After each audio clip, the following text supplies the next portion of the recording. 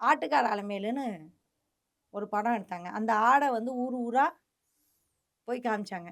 அந்த ஆட்டுக்கு வந்த கூட்டம் அவ்ளோ கூட்டம். அந்த கூட்டமும் விஜய்க்கு வர கூட்டம் ஒண்ணுன்றீங்க.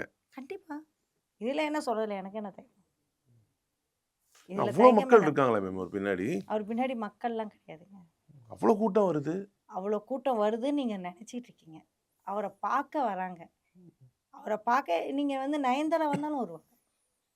யாரோ ஒருத்தவங்க நகை அடுத்து சன்னி லியோன்னு சொல்லுவீங்க. நகை கடை திறக்க வந்தாங்க. அடிதடி வந்து ம். சன்னி லியோன் வந்தாலும் வருவாங்க. ஏன் எனக்கு சன்னி லியோன் மேல மிகப்பெரிய மரியாதை உண்டு. இல்ல, ஏன் நீங்க விஜய் நீங்க இந்த விஜய மாரி வந்து வந்து மற்ற விஜய் நடிகர்களையும் என்ன கட் பண்ணீங்க. பொறுத்தவரைக்கும் விஜய் இவர் அரசு விஜய் பெரிய ஆளு, சன்னி லியோன் சின்ன இல்ல இவர் ஆளுலாம் சொல்ல மாட்டேன். அரசியலுக்கு வந்துட்டு தலைவரா வராரு மேம். இவர பார்க்க வராங்க தலைவரா.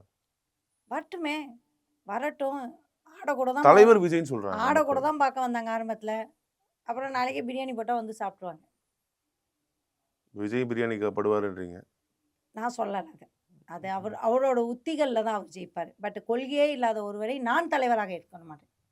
அவரு கொள்கையில தானே என்ன இருக்காரு. கொள்கை இருக்காரு? பெரியாரையும், அம்பேத்கரையும் ஓரிரு முனையில இணைச்சிருக்கோம் அப்படிங்கிறாரு. எந்த கொள்கையும் இல்ல. கொள்கை இருந்ததுன்னா, முதல்ல மனிதம்ங்கிற கொள்கை இருக்கணும். சமூக சமத்துவ நீதி பேசுறாரு மேம்.